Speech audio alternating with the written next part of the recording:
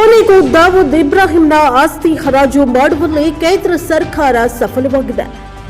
ಮಹಾರಾಷ್ಟ್ರದ ರತ್ನಗಿರಿ ಜಿಲ್ಲೆಯಲ್ಲಿರುವ ಪರಾರಿಯಾಗಿರುವ ಭೂಗತ ಪಾತಕಿ ದಾವೂದ್ ಇಬ್ರಾಹಿಂಗೆ ಸಂಬಂಧಿಸಿದ ಆಸ್ತಿಗಳನ್ನು ಹಲವು ವರ್ಷಗಳಿಂದ ವಿಫಲ ಪ್ರಯತ್ನಗಳ ನಂತರ ಕೊನೆಗೂ ಮಾರಾಟ ಮಾಡಲಾಗಿದೆ.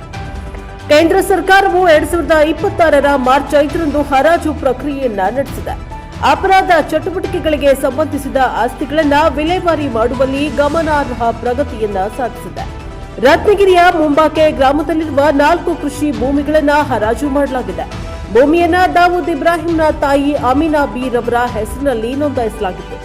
ಕಳ್ಳ ಸಾಗಾಣೆದಾರರು ಮತ್ತು ವಿದೇಶಿ ವಿನಿಮಯ ಮ್ಯಾನಿಪ್ಯುಲೇಟರ್ಗಳ ಆಸ್ತಿ ಮುಟ್ಟುಗೋಲು ಕಾಯ್ದೆ ಅಡಿಯಲ್ಲಿ ವಶಪಡಿಸಿಕೊಳ್ಳಲಾಗಿದೆ.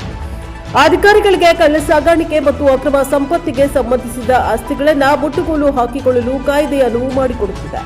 ಅಧಿಕಾರಿಗಳ ಪ್ರಕಾರ ಇತ್ತೀಚಿನ ಹರಾಜಿನಲ್ಲಿ ಇಬ್ಬರು ಖರೀದಿಸಿದ್ದು ಮುಂಬೈ ಮೂಲದ ಒಬ್ಬ ವ್ಯಕ್ತಿ ಒಂದು ನಿವೇಶನವನ್ನು ಪಡೆದುಕೊಂಡ್ರೆ ಮತ್ತೊಬ್ಬರು ಉಳಿದ 3 ಆಸ್ತಿಗಳನ್ನು ಅತಿ ಹೆಚ್ಚು ಬೆಲೆಗೆ ಪಡೆದುಕೊಂಡಿದ್ದಾರೆ. ಇಬ್ಬರು ಖರೀದಿದಾರರ ಗುರುತುಗಳನ್ನು ಎಲ್ಲೂ ಬಹಿರಂಗಪಡಿಸಿಲ್ಲ.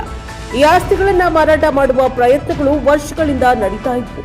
2017, 2020 ಮತ್ತು 2024 ಮತ್ತು 2025ರಲ್ಲಿ ನಡೆಸಲಾದ ಹರಾಜುಗಳು ಯಶಸ್ವಿ ಬಿಡ್ಗಳನ್ನು ಆಕರ್ಷಿಸುವಲ್ಲಿ ವಿಫಲವಾಗಿದ್ದವು.